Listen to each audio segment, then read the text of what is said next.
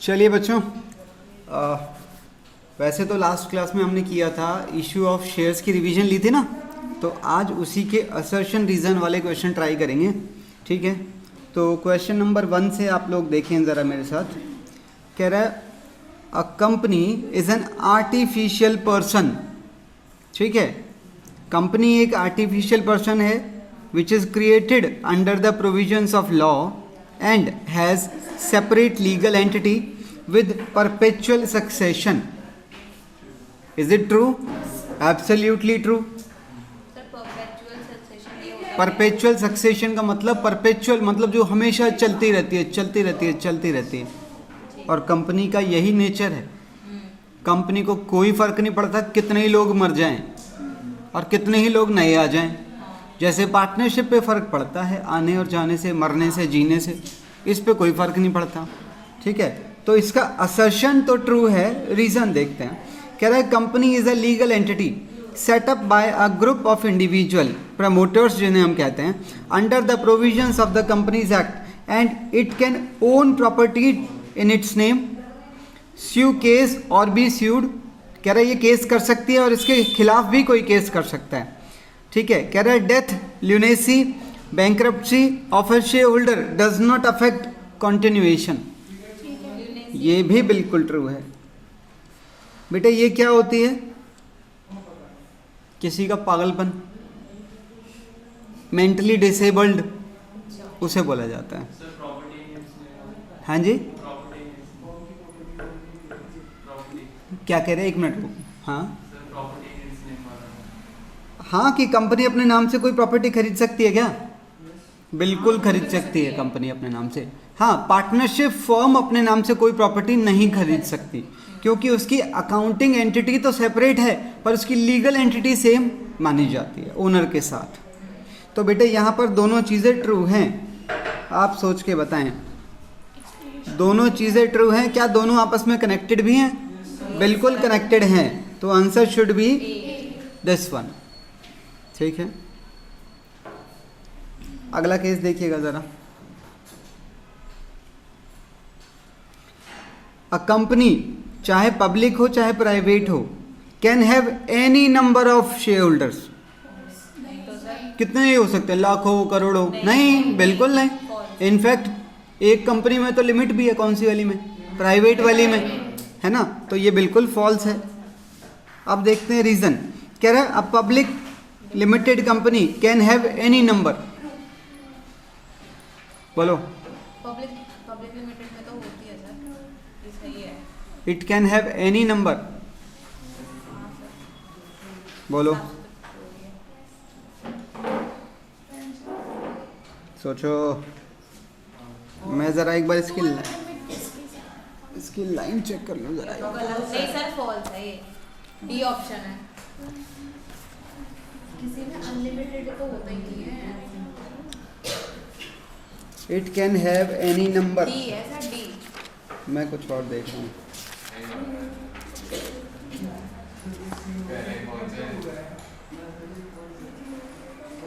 और assertion false है, कोई ऑप्शन नहीं है।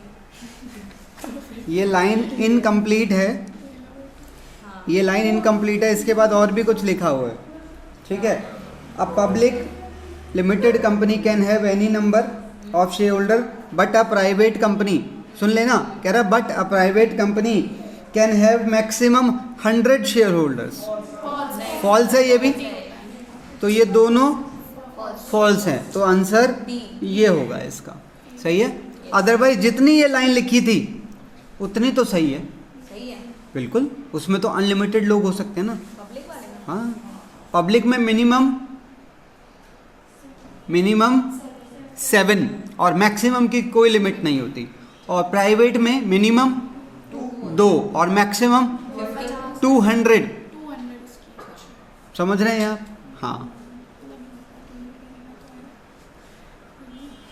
जी, देखिएगा।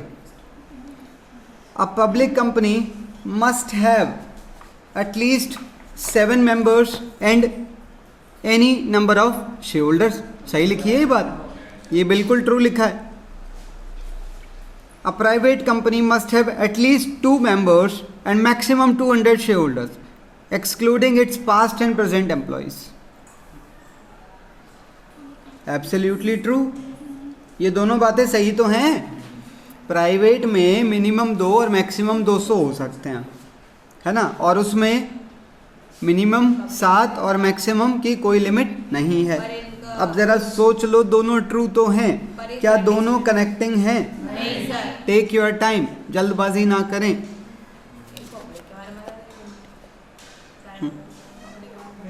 नहीं सर, ये करेक्ट नहीं. बिल्कुल, दोनों में आपस में कोई कनेक्शन नहीं है ना. तो ये इसका आंसर बनेगा, आंसर ये बनेगा इसका. हाँ जी, असर्शन और reason. Preference shareholders have the right to receive dividend. बिल्कुल है. If it is paid to the equity shareholders and also in the event of company's wind up, right to receive repayment of capital before it is repaid to the equity shareholders. सही लिखी है ये बात. आपको line समझ आ गई? मैं कह रहा हूँ लाइन समझ आ गई कि लाइन क्या लिखी है? किसी को लाइन में कंफ्यूजन हो, मीनिंग समझना हो? नहीं? अरे हाँ ना, कुछ तो बनता है यार. तुम भी चुप बैठो, मैं भी चुप बैठता हूँ. 1 घंटा बीत जाएगा और वही वाली वीडियो बच्चों को भेज देंगे जो चुप वाली होगी. बच्चे ये सोचते रहे कि 5 मिनट क्लास हुई कि 1 घंटा. अरे ये बताओ ना. ये बिल्कुल ट्रू लिखा है. अब रीजन देखते हैं. कह रहा था companies act 2013 defines preference shares to be the shares which have the preferential right to receive dividend and also repayment of the capital if the company is wound up. हाँ, ये भी ट्रू है. क्या कनेक्टिंग है? बिल्कुल दोनों connecting हैं. जिस तरह से आप लोग जवाब दे रहे हैं मुझे ऐसा महसूस हो रहा है आपके कंसेप्ट ठीक हैं. चलिए, लग रहा है सही जगह पढ़े हो.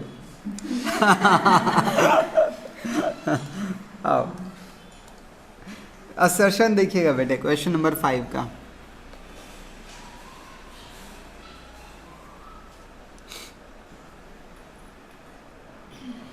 Non cumulative preference shares. आपको पता है नॉन क्यूमुलेटिव कौन से होते हैं?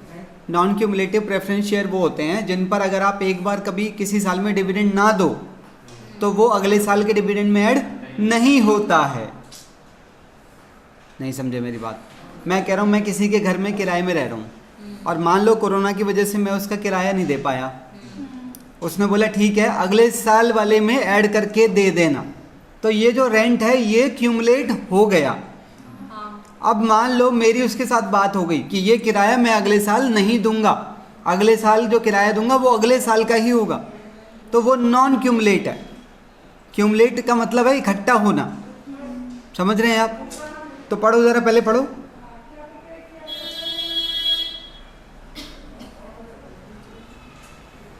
Are the shares on which the dividend in 1 year is not carried forward and paid in the subsequent year. सही लिखी है बात? बिल्कुल. असर्शन बिल्कुल सही लिखा है. रीजन ये अलग टाइप के होते हैं. Non convertible, non convertible preference share आपको पता है ये कौन से होते हैं? जो इक्विटी में कन्वर्ट नहीं होते हैं या किसी दूसरी सिक्योरिटी में कन्वर्ट नहीं होते हैं. ठीक है. Non convertible preference shares are the shares which are not convertible into shares और न्यू डिबेंचर्स. क्या ये लाइन सही लिखी है? बोलो ना. लाइन तो ये भी बिल्कुल सही लिखी है. अरे नॉन क्यूमुलेटिव प्रेफरेंस शेयर की डेफिनेशन लिखी है और नॉन कन्वर्टेबल प्रेफरेंस शेयर की डेफिनेशन लिखी है और दोनों की डेफिनेशन बिल्कुल सही है पर दोनों आपस में कनेक्टिंग नहीं है. तो आप लोग बिल्कुल सही है और उचित आंसर होगा ये वाला. सही है ना? हाँ, तुम भी सही हो, हम भी सही हैं और सही भी सही है. आओ. अरे वो सीरियल आ रहा है कोई आजकल इस नाम वाला, पता नहीं, हमारे घर में भी तहलका मचा रखा है उसके ऊपर।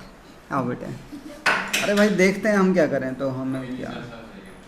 हाँ बेटे, हाँ सब सही है, और जबकि कुछ भी सही नहीं है उसके अंदर। आओ क्वेश्चन नंबर 6 ज़रा एक बार आप लोग देखेंगे। Equity shares are the shares that bear maximum risk and also get the maximum return. बिल्कुल सही है भाई, जितना ज़्यादा रिस्क उतना ज़्यादा मुनाफा, ये तो होता है। हाँ, रिस्क कैसे? अच्छा ठीक है, अभी वीडियो बन रही है तो मैं नहीं बोल पाऊंगा आपकी वाली बात। आओ आओ, रीज़न पे आइए। नहीं नहीं ठीक है, इसे वहीं तक रखो, वीडियो तक मत आने दो। आओ, कह रहे डिविडेंड, डिविडेंड इक्विटी शेयर्स, ये तो कोई लाइन नहीं होती, ये शब्द गलत टाइप हुआ है। कोई बात नहीं, आप लोग आगे बढ़ते जाएं बढ़ते जाएं। Dividend on equity share, dividend on, ठीक है। मैं ये क्वेश्चन नोट करता जाऊंगा जिसमें प्रॉब्लम होगी। हाँ जी, हाँ मैं कर लूँगा। कह रहा है dividend on equity shares may और may not be paid every year. क्या कहते हैं आप? Dividend on equity share may और may not be paid every year, यहां तक तो ट्रू है। And unlike dividend on preference share it may be paid large amount as dividend. Reserves may be capitalised by issuing bonus equity shares. आपको line समझ नहीं आई ना? दोबारा सुनो, दोबारा सुनो। कह रहा है dividend on equity share may और may not be paid every year. कह रहा है इक्विटी वालों को डिविडेंड कभी मिले और ना मिले, कुछ भी हो सकता है, ठीक है। कह रहा है unlike dividend on preference share it may be paid large amount as dividend. अच्छा, प्रेफरेंस वालों का डिविडेंड का अमाउंट फिक्स होता है, परसेंटेज फिक्स होती है, हालांकि वो तभी देते हैं जब प्रॉफिट होते हैं, लॉस में तो उन्हें भी नहीं देते। पर इक्विटी वालों की कोई परसेंटेज फिक्स नहीं है, तो कभी कभी इनका डिविडेंड बहुत ज़्यादा भी बन जाता है और कभी कभी बिल्कुल भी नहीं मिलता है जब लॉसेज होते हैं। हाँ तो सुनिएगा, कह रहे हैं कि रिजर्व्स में भी कैपिटलाइज्ड, हम अपने रिजर्व्स को डेबिट करके भी इनको शेयर बांट देते हैं, अगर आपको पता हो तो। अरे आपके पास सिक्योरिटी प्रीमियम रिजर्व पड़ा है। सिक्योरिटी प्रीमियम रिजर्व मतलब वो पैसा जो आपने पहले ले लिया था extra, more than the face value. आपने उस टाइम पर खाली प्रीमियम की एंट्री बता सकते हैं आप। आपने प्रीमियम 10 रुपये के शेयर पर 2 रुपये ज़्यादा लिए थे, तो उस 2 रुपये की एंट्री क्या बनी होगी? Bank account debit to security premium reserve. बाद में पता है क्या होता है, वही प्रीमियम जो क्रेडिट हुआ था वो डेबिट कर देते हैं और मुफ्त में शेयर बांट देते हैं उन्हीं शेयर होल्डर्स को, उन्हीं को जिनको पहले शेयर दिए थे। इन्हें बोलते हैं बोनस शेयर्स। मतलब बोनस शेयर्स जब देती है कंपनी तो पैसा नहीं लेती है, क्योंकि पैसा पहले ही ले चुकी है। तो सोचो जब बोनस शेयर बढ़ते होंगे तो एंट्री क्या होती होगी? अब सिक्योरिटी प्रीमियम रिजर्व जो क्रेडिट था उसे डेबिट कर लो, और टू शेयर कैपिटल, समझ रहे हैं? हाँ तो यही तो लिखा है, reserves may be capitalised by issuing bonus equity shares. और क्या लिखा है?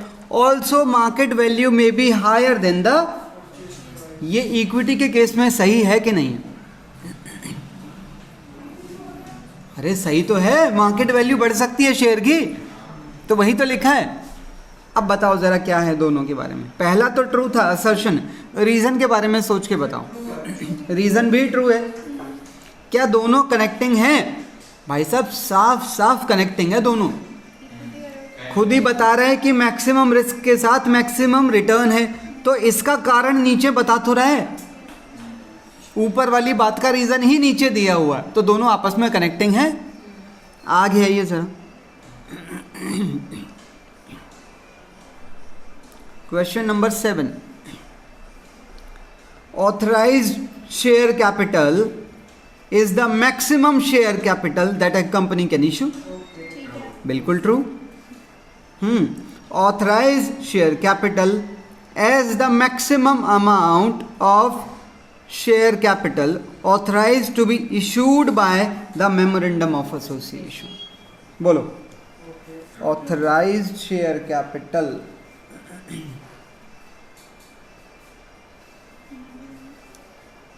ये इज है, ठीक है ना। Authorise share capital is the maximum amount of share capital authorise to be issued by the MOA। ठीक है, तो आपको पता है जो कंपनी का MOA होता है, मेमोरेंडम ऑफ एसोसिएशन, उसके अंदर क्या क्या चीजें लिखी होती हैं? कंपनी का एड्रेस क्लॉज, कंपनी का ऑब्जेक्ट क्लॉज, कंपनी की लायबिलिटी क्लॉज और कंपनी का कैपिटल क्लॉज। ये कुछ इन चीज़ों से जुड़ी हुई इंफॉर्मेशन इसके अंदर लिखी हुई होती है। तो सोचो ना, ये किस चीज़ के बारे में है? कैपिटल। तो कैपिटल के बारे में MOA में लिखा होता है। तो ये भी आपस, ये क्या है? ट्रू है। अब देखना है दोनों आपस में कनेक्टिंग है, बिल्कुल आपस में कनेक्टिंग है, तो आंसर ए होगा। क्वेश्चन नंबर 8 देखिए।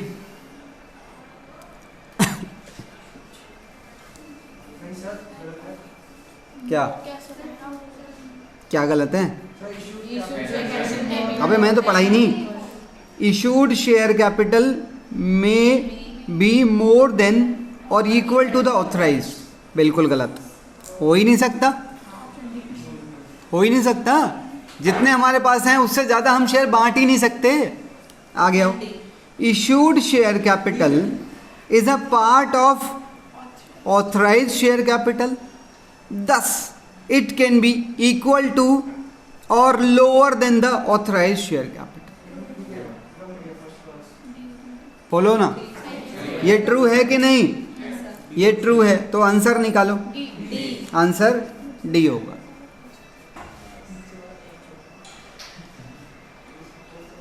नाइन्थ देखिए। Issued share capital and subscribed share capital are always same। false। always और लिख दिया नालायक ने। subscribed share capital is a part of issued share capital, thus it is always equal to the, हाँ सोच लो सोच लो सोच लो, जल्दी नहीं। हैं? फॉल्स है। रीजन बताओ कैसे, आपको क्यों लग रहा है ऐसा फॉल्स है?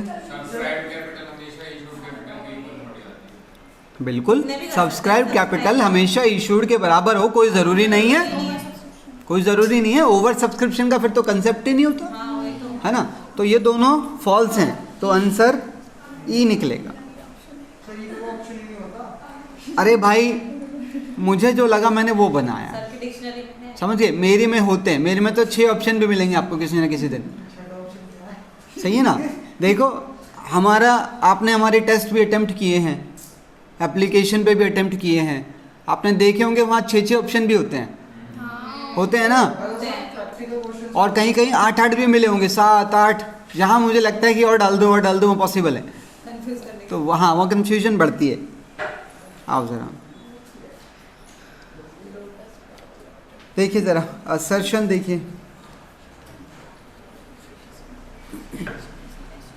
Lotus flowers limited had issued 10,000 equity shares of ₹10 each. It received the nominal यानी कि face value of the share except first and final call of ₹3 per share on 1,000 shares।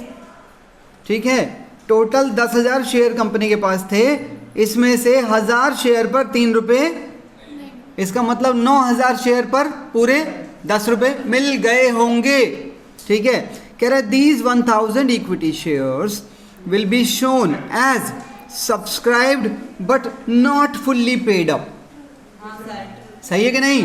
और वो जो 9,000 है वो subscribed and fully paid up में, तो ये वाली लाइन तो ट्रू है। अब देखते हैं, कह रहा है the company has not received ₹3 पर share on 1,000 equity shares, hence these shares are not fully paid up। है कि नहीं? फुल्ली कॉल्ड अप हैं पर फुल्ली पेड अप तो नहीं है ना भाई. They will be shown as subscribed but not fully paid up under subscribed capital. हाँ सर, ट्रू. बिल्कुल ट्रू है. कनेक्ट है. Yes sir. बिल्कुल कनेक्ट है. तो ए. आंसर ये निकलेगा. पढ़िए जरा 11वां.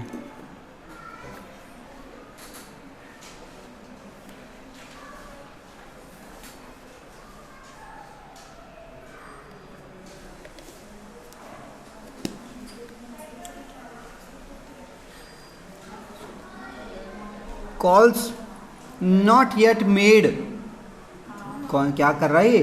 Calls not yet made. Company ने भी मांगे नहीं है. By the made. ये कुछ लाइन में गलती है. मैं इसे अभी चेक कर लेता हूँ. हाँ कुछ मेड कैसे हो जाएगा.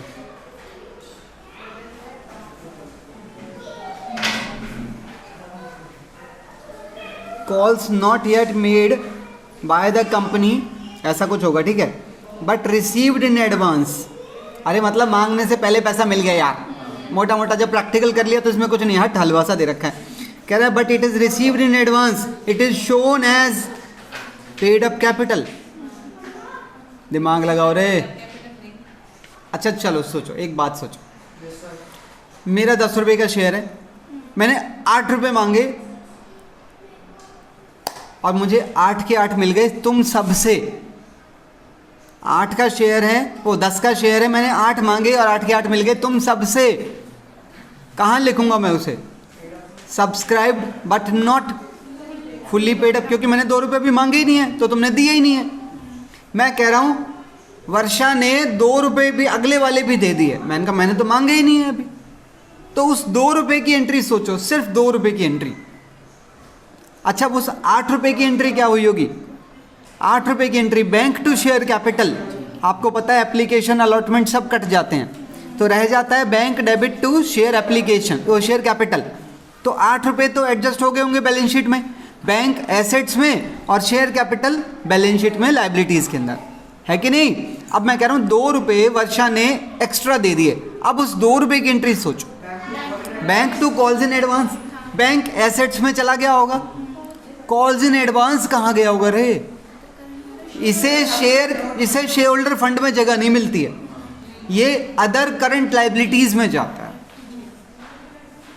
समझ रहे हैं आप? तो पहली लाइन फॉल्स है. अगले में आइए. Company is if authorised by the AOA can received amount against the call और calls yet to be made. कह रहा है एक कंपनी एडवांस ले सकती है अगर उसका आर्टिकल उसे परमिशन दे रहा है तो. It is not due. ठीक है. The amount so received is shown as other current liabilities under current liabilities. ये बिल्कुल ट्रू है. और जब एक फॉल्स है तो कनेक्शन का कोई रिश्ते का कोई मतलब ही नहीं है. तो आंसर ये निकलेगा. आगे बढ़िए.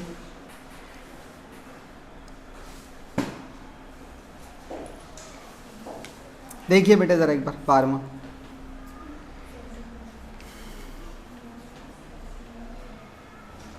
Calls made but amount is not received from the share holder. ये कॉल्स इन एरियर पे आ गया.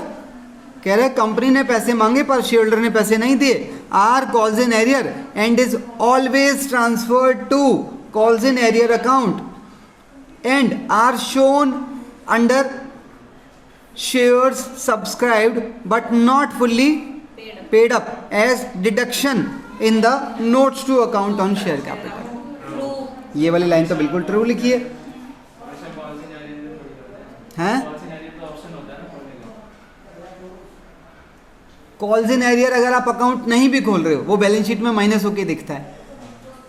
तो कॉल्स इन एरियर आप खोलो या ना खोलो बैलेंस शीट की प्रेजेंटेशन सेम रहती है भाई.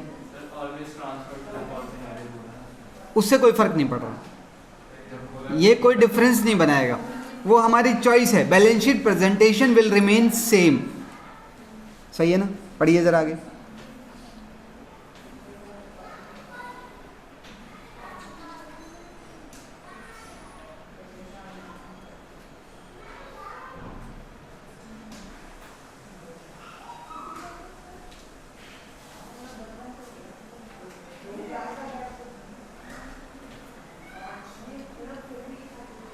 amount not received against calls are calls in arrear, but it is not always transferred to call.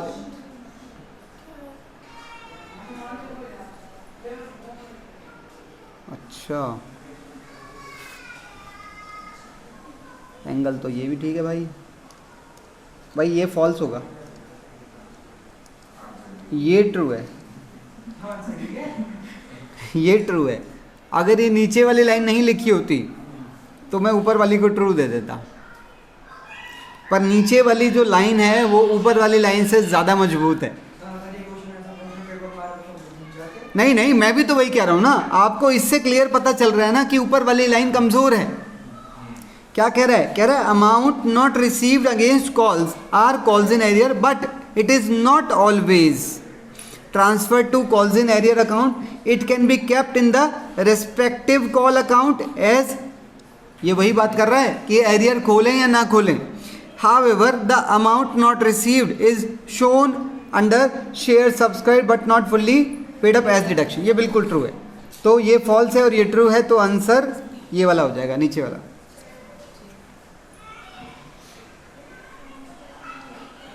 13,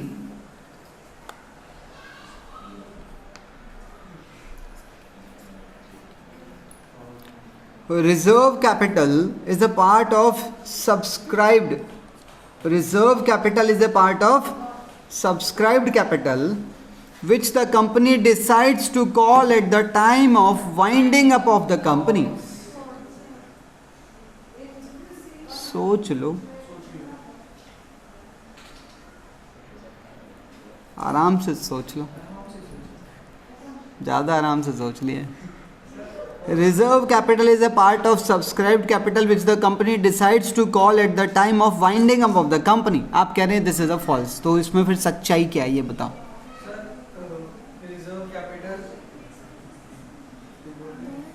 reserve capital वही तो कैपिटल है जो अभी मंगवाई नहीं है, और ये सोचकर नहीं मंगवाई कि जब मंगवाएंगे, जब कंपनी बंद होगी और ज़रूरत होगी तो यही तो लिखा है।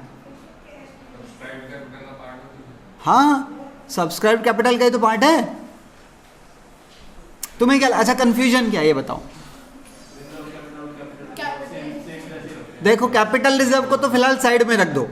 कैपिटल रिजर्व कैपिटल गेन्स से बनता है, और कैपिटल गेन्स हमें कब कब होते हैं आप बता सकते हैं? कैपिटल गेन्स, मैं कह रहा हूं मैं अपनी कोई मशीनरी बेच दूं, 2 लाख रुपए की मशीनरी है, मैंने यूज कर करके 50,000 की छोड़ दी, वो मतलब 1.5 लाख की मैंने डेप्रिशिएट कर दी, और 50,000 की वो बच गई। आज रिया कह रही मैं 60,000 में खरीदने के लिए तैयार हूँ, तो 10,000 का मुझे जो होगा वो मेरा कैपिटल गेन है। ऐसे फायदे कैपिटल रिजर्व में भेजे जाते हैं। और कौन सा एग्जांपल है कैपिटल गेन का? अबे जब कंपनी शेयर फॉरफीट करती है, तो फॉरफीट करने के बाद जब री इशू कर देती है, तो बचा हुआ फॉरफीचर बैलेंस कैपिटल रिजर्व में भेजा जाता है, क्योंकि that is also an example of capital gain. Capital gain which are always transfer to capital reserves. समझ रहे हैं आप? अब मैं आ रहा हूं रिजर्व कैपिटल पे। आपकी कंफ्यूजन क्या है रिजर्व कैपिटल को लेकर? मैं कह रहा हूं सुनो, कंपनी का 10 रुपये का एक शेयर है, मैं यहाँ लिखता हूँ इस बात को ना, थोड़ा सा आपकी ज़रूरी है क्लैरिटी। कंपनी का 10 रुपये का शेयर है, ठीक है, और ये कंपनी का मान लो पहला साल है। कंपनी ने 3 रुपये यहाँ मांगे, कंपनी ने 3 रुपये यहाँ मांगे, 2 रुपये यहाँ मांगे, 8 आ गए।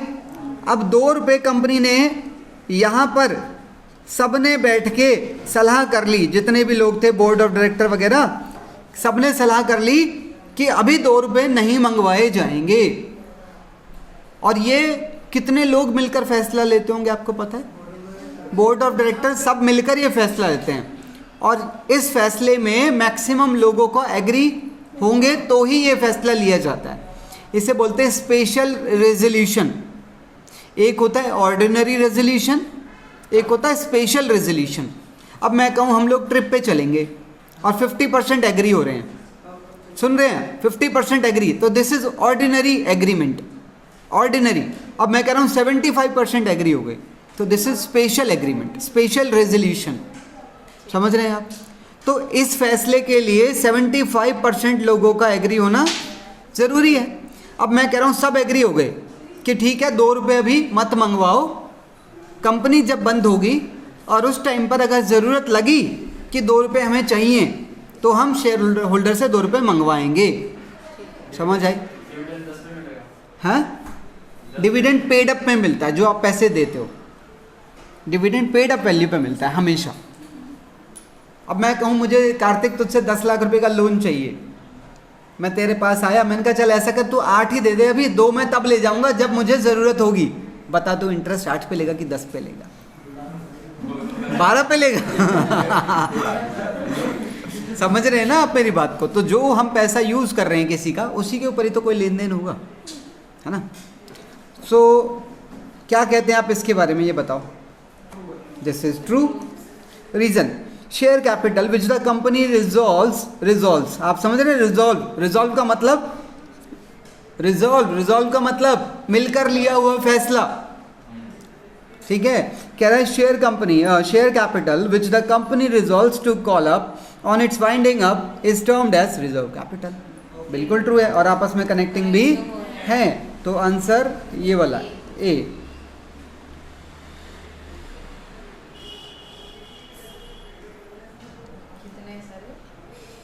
पता नहीं, आने दो, बहुत मिलेंगे, 20-25 के आसपास होंगे। Reserve capital and the capital reserve are synonyms, है क्या? सिनोनिम नहीं है भाई, बिल्कुल भी सिनोनिम नहीं है।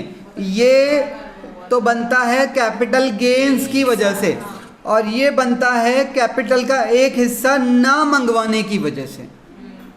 तो दोनों का आपस में कोई लिंक नहीं है, फॉल्स है। आगे आ जाओ जरा। Reserve capital is the capital which the company resolves to call up on its winding up. Capital reserve is a reserve to which capital profits are transferred. ये बिल्कुल ट्रू है, तो एक फॉल्स है और एक ट्रू है, तो ये आंसर हो जाएगा। 15 देखिए,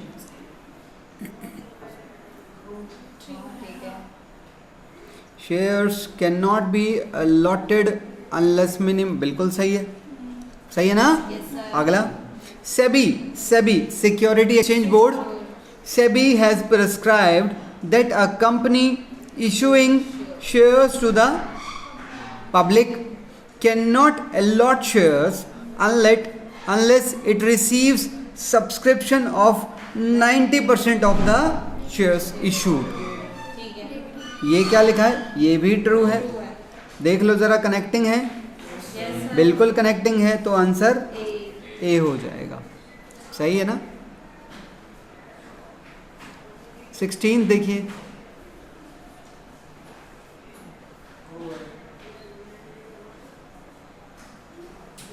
shares issued as a fully paid up for consideration other than cash। ये कहाँ ले गया रिया हमें बेटा?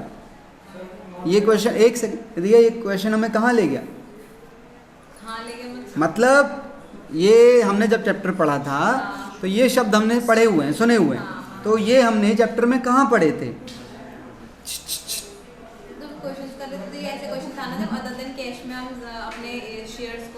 हाँ, ये वही है बेसिकली। जब हम किसी का चलता हुआ बिजनेस, एसेट्स, लाइबिलिटीज, या किसी से कोई एसेट खरीदे, मशीन खरीदे, ये तब की बात कर रहा है। और जब हम बदले में पैसे ना देकर अपने शेयर दे देते थे, ये वहीं ले गया हमें। कह रहा है share issued as a fully paid up for consideration other than cash are shown as subscribed and fully paid up under subscribed capital. बिल्कुल ट्रू लिखा यार। अरे इस तरह के शेयर तो होते ही फुल्ली पेड अप हैं, है ना?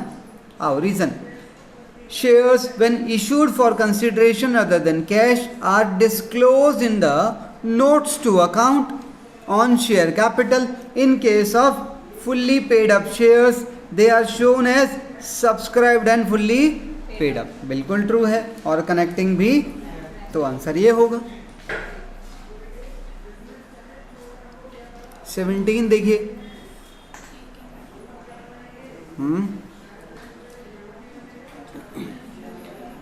preliminary expenses पता है ना ये कब होते हैं? जब कंपनी शुरू की जाती है, और इन खर्चों के पैसे प्रमोटर अपनी पॉकेट से दे देते हैं। कह रहे हैं preliminary expenses and provision for premium on redemption of preference share. ये तो आपके पल्ले ना पड़ेगी बेटे बात, मैं बताता हूं अभी। Can be return of from SPR। पल्ले पड़ रही है? अभी ट्रू भी बोल रहे हो, पल्ले पड़ गई बात।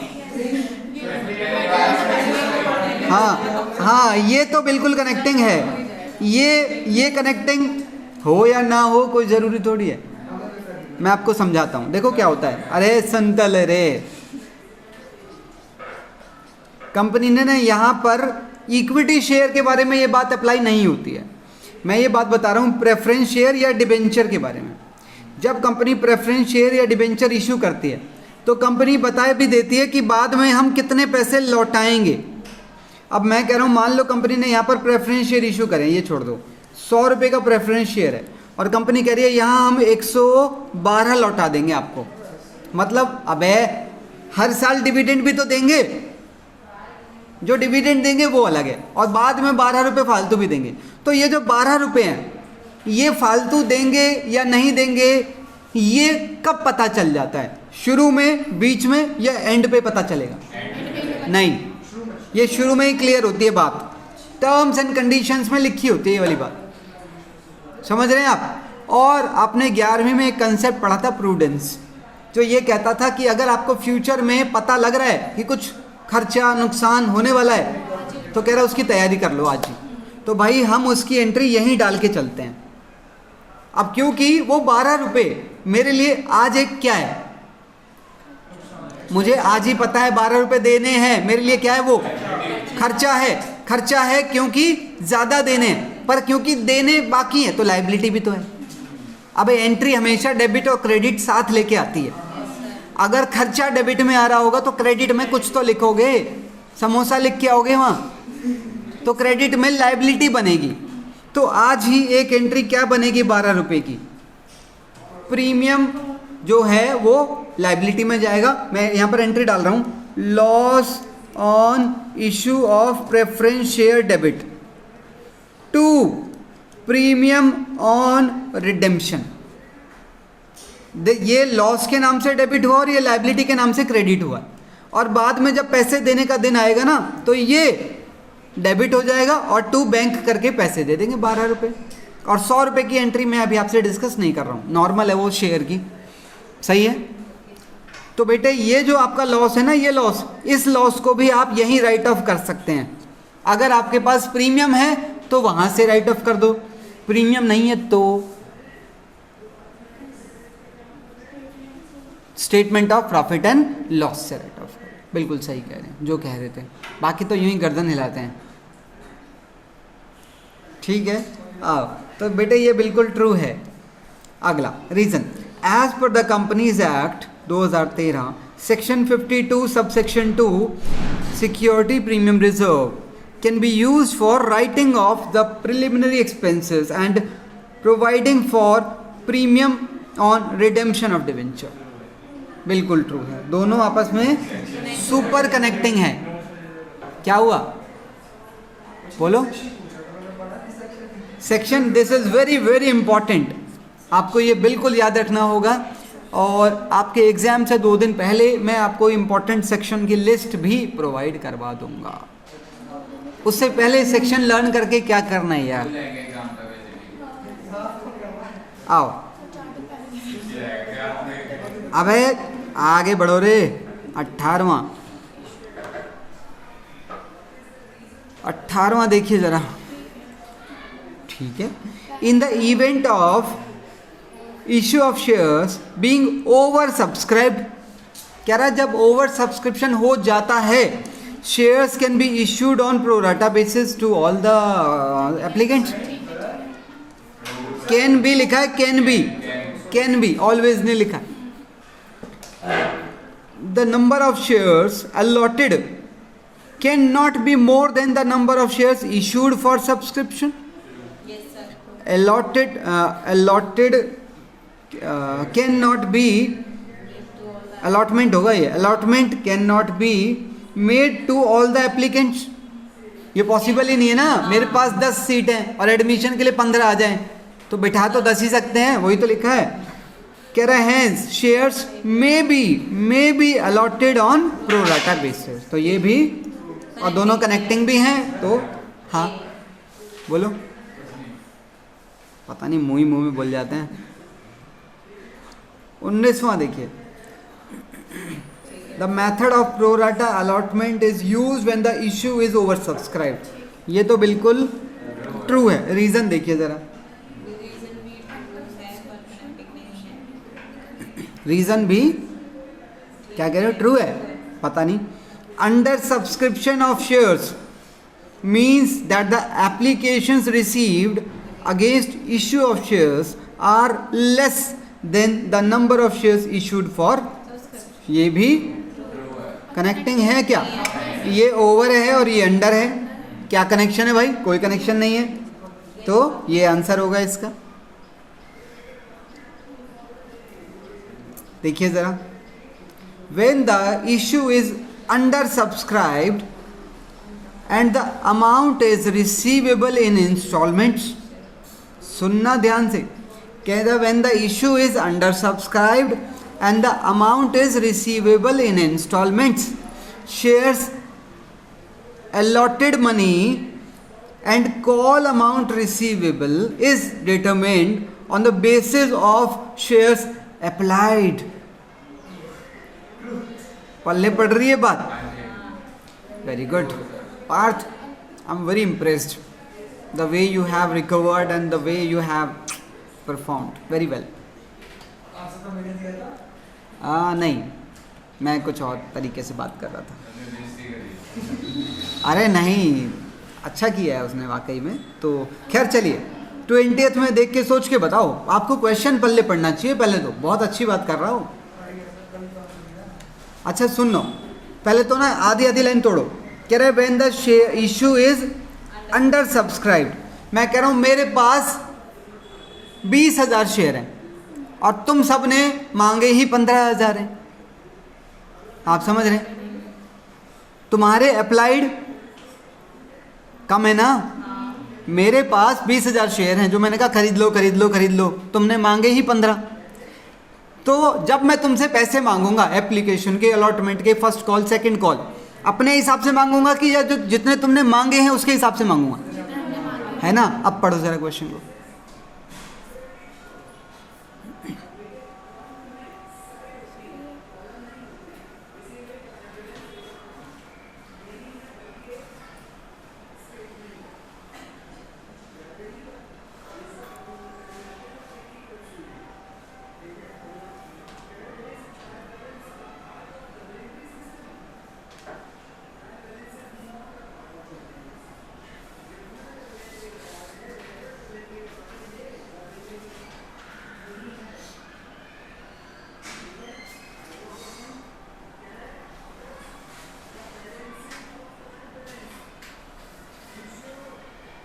अबे पल्ले क्या पढ़े जा रहे हो? 2 ही तो लाइनें थी, कहाँ पढ़ रहे हो?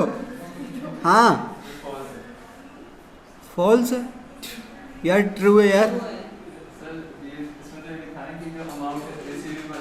सुनो इसमें लिखा है, कह रहा है अलॉटमेंट का या कॉल का पैसा, इसका कैलकुलेशन कैसे करोगे? अप्लाइड के बेस पे तो करोगे जितने तुमने मांगे हैं, है ना? अबे जितने तुमने मांगे होंगे मैंने उतने ही तो दिए होंगे। अंडर सब्सक्रिप्शन में तो यही होगा। हाँ, कह रहा है अमाउंट जो है वो इंस्टॉलमेंट में मिलना है, वही application, allotment, first call, second call में। तो कह रहा है उनके अमाउंट कैसे निकालोगे? एप्लीकेशन के बेस पर तो निकालोगे जितने लोगों ने शेयर मांगे, यही लिखा है। अगला ये, under subscription of shares is a situation where the shares issued are not fully subscribed।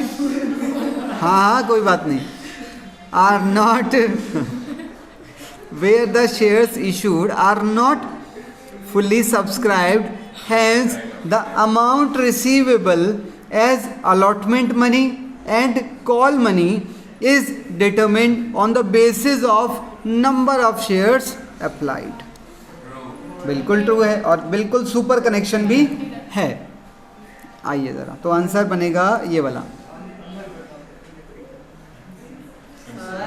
क्या है? अरे अरे ये हलवा है, आसान से है।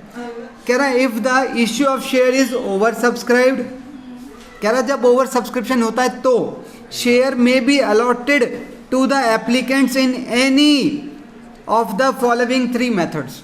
कह रहा है या तो ये वाला यूज कर लो, या ये यूज कर लो, या ये यूज कर लो।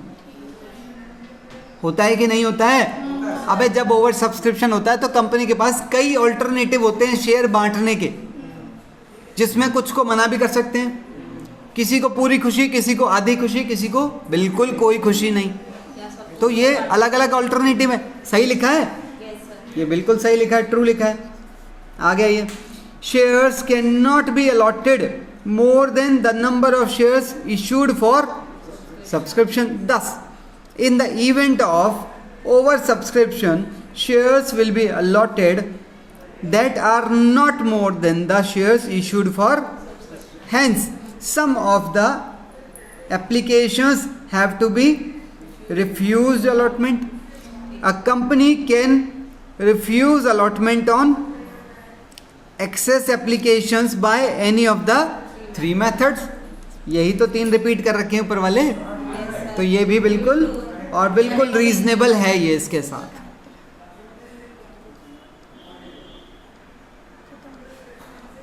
अरे अबे चल नीचे हट। सर ये दिखा दो। अरे कोई नहीं, तुम लोग बोर नहीं होने का, ठीक है? जितना समझ आ रहा है उतना अच्छा है, होना चाहिए। इट इज़ नॉट इम्पॉर्टेंट कि आप क्वांटिटी ज़्यादा रखें, quality is more important. So take it easy. मैं बहलाने की कोशिश कर रहा था, तुम लोग आ गए बातों में। आओ असर्शन पे आइए ज़रा। कह रहे shares may be forfeited, that is cancelled if the share holder or share holders do not pay the allotment money and, या और करके लिखा है call money by the due date. ठीक है, सही लिखा है? हाँ, आगे देखिए, रीजन देखिए। Bye subscribing the shares the applicant agree to pay the amount on the shares as per the terms of issue. If the amount is not paid, it is a breach. Breach मतलब तोड़ना। It is a breach of agreement and the company may forfeit the shares following the process of law. बिल्कुल सही लिखा है, connection है, बिल्कुल connection है। तो आंसर ए ही बनेगा। देखिए जरा,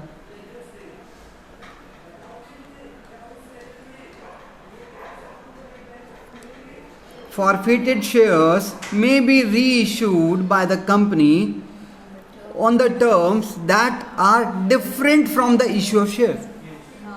बिल्कुल पॉसिबल है। फॉरफीचर के टाइम पर कंपनी फेस वैल्यू से नीचे भी दे देती है, ज़्यादा भी दे देती है, पार पे भी दे देती है। तो बिल्कुल ये वाला ट्रू है, असर्शन ट्रू है। Reissue of forfeited shares can be reissued at their face value or at premium. नहीं, डिस्काउंट पे भी होता है, रीइश्यू पे नुकसान भी हो जाता है। तो ये फॉल्स है। आंसर निकालो। हाँ तो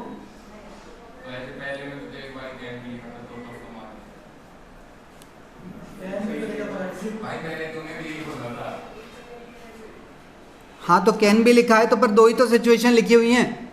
ये 2 सिचुएशन पे ठीक है, 2 सही है, पर तीसरी भी तो पॉसिबल है। पॉसिबल है पर कैन भी लिखा है ना, या तो ये लिखा होता शेयर्स आर, अगर यहाँ लिखा था ना आर, शेयर्स आर ही, ओए यहाँ जो मिसिंग है वो है ओनली। तो आर और ओनली कोई होता है सर? नहीं ओए, आर और ओनली का एक मतलब कैसे होता है? देखो ना सेंटेंस में लगा के देखो, मतलब तो वही निकलने वाला नहीं, है। रहने दो, कि दो चला situations तो चलाने की कोशिश कर रही है हमें।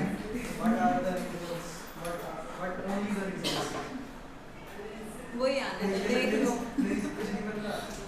कि ठीक है सर, क्या नहीं है ना। नहीं भाई, मैं तो इसका इम्प्लाइड आंसर यही लूंगा कि ये वाली लाइन कंप्लीट नहीं है अपने आप में। पर वो सही है। It is also possible to be reissued at discount. हाँ, so according to me this is false, rest is up to you.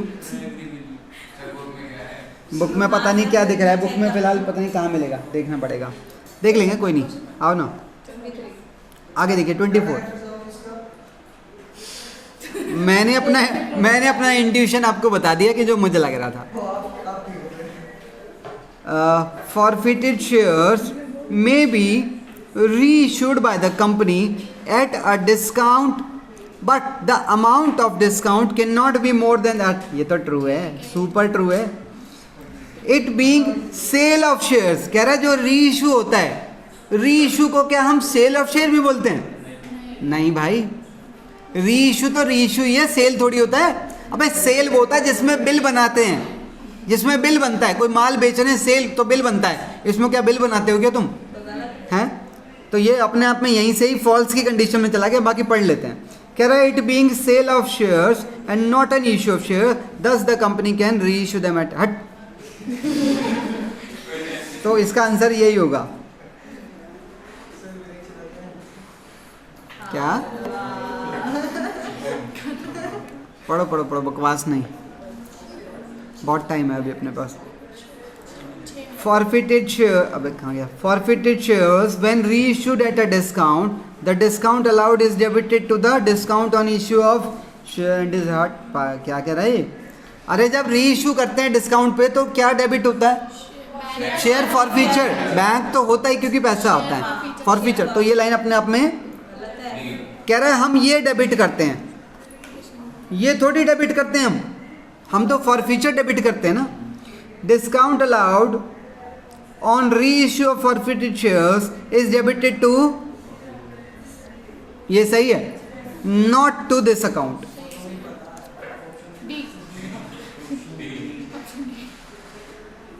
क्या है इसका आंसर? अच्छा, ये फॉल्स है और ये ट्रू है, तो आंसर ये निकलेगा इसका। ठीक है, तो 25 क्वेश्चन काफ़ी थे। अच्छा, मैंने जानकर इसके ना केस बेस्ड नहीं लिए, क्योंकि केस बेस्ड आपको पता ही है वो किस चीज़ से मिलके बने। All you need is to practice your text book questions. बस अगर आपने वो कर लिए तो केस बेस्ड आप आराम से ट्राई कर सकते हैं। ठीक है ना? तो आज की क्लास यहीं तक रखेंगे। Thank you so much.